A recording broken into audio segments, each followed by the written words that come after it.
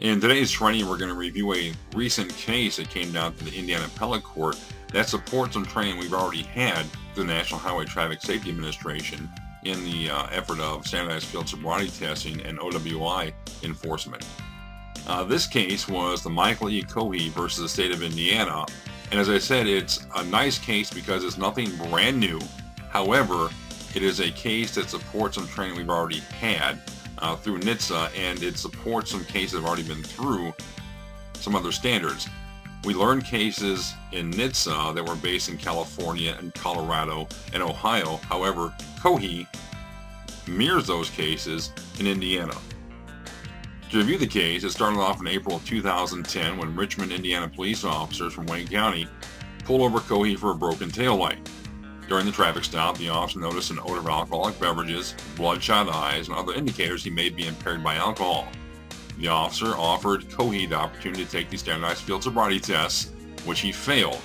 Once he completed the standardized field sobriety test and the field investigation, he offered Cohee an opportunity to take the chemical test, which Cohee also registered above the legal limit for OWI per se.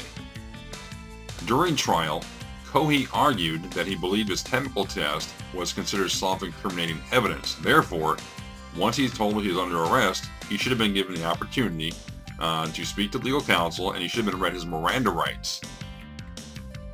The court's decision affirmed the decisions of the prior courts and let the evidence stand in court. They cited a couple of cases, a couple of major cases. First of all, an Indiana case, which was Dalton versus the state of Indiana. It's a 2002 case. And in this legal decision, it was decided that a person who drives on Indiana roads has no right to consult with an attorney prior to deciding to submit to a chemical test under the implied consent law. Basically, this is our implied consent law. A person who is offered the opportunity to take this chemical test has already agreed to do so by signing for the driver's license in Indiana or any other state that's a member of our compact state. So the implied consent law was upheld in 2002. It also supports the decision here in Cohee. The court also cited Schmerber versus California. This is the older case law that came through our NHTSA training that said that the chemical test was not considered self-incriminating evidence under the Fifth Amendment. The court decided that under the Fifth Amendment, it was protected for a communication. The chemical test is not a communication. A chemical test is merely the collection of physical evidence that's in the body. So therefore, it's not covered by Miranda, and Miranda is not required when investigating an OWI. In review, Cohee versus the state of Indiana. It's nothing brand new. It affirms prior NHTSA training. It's nice because we now have an Indiana case to hang our hat on when doing these investigations.